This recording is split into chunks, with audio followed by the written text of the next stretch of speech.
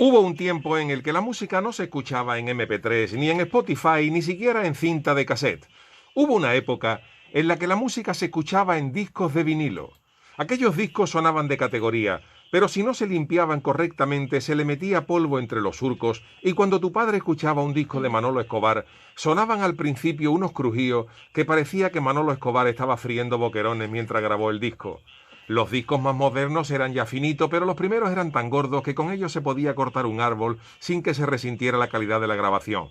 Los discos los había de dos tipos, los de 33 revoluciones por minuto y los de 45 revoluciones por minuto. Había que tener mucho cuidado al seleccionar la velocidad adecuada del mismo, porque si ponías un LP de Concha Piquera 45 revoluciones por minuto, en vez de Concha Piquera aquello parecía Papá Pitufo cantando Ojos Verdes.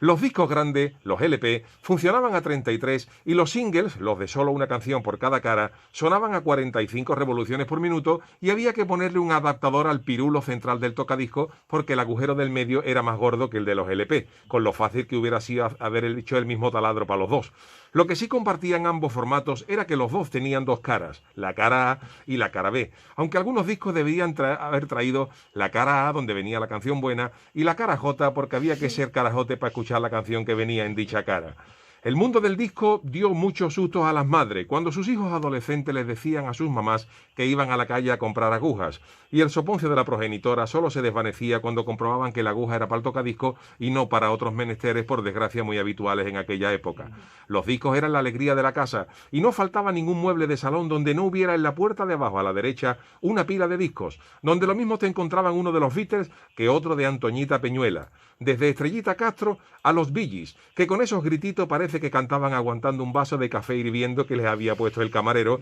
e incluso hoy hay quien asegura que Staying Alive significa en español te lo pedí templadito. Y muchos fuimos los que sufrimos los temidos rayones de los discos, porque sí, los discos se rayaban, y si el rayón era superficial no pasaba absolutamente nada, pero como te cogiera un rayón gordo en un surco, aquello saltaba más que Tyrion Lannister pidiendo una Fanta detrás de un mostrador. Yo tuve un disco del gran grupo Boney M que saltaba de manera escandalosa en la primera canción del disco y me acostumbré de tal manera a escuchar esa canción con su salto que cuando apareció el CD y me compré el mismo disco en ese formato, lo devolví porque la canción no saltaba y ya no me acostumbraba a escucharla bien. Para evitar que la aguja saltara, se le ponía a la aguja encima una moneda de 5 duros, que en muchas ocasiones mitigaba el temido salto. Hay quien dice que eso era por el peso de la moneda, pero también hay quien asegura que el disco así no saltaba porque las monedas que había en aquella época eran del que se vino a denominar caudillo de España por la gracia de Dios, y claro, con Franco vigilándote encima, no se atrevía a equivocarse ni la aguja del tocadisco. Sea como sea, feliz Día Mundial de las Tiendas de Discos, que ya hoy, por desgracia, están más perdidas que un peo en un jacuzzi.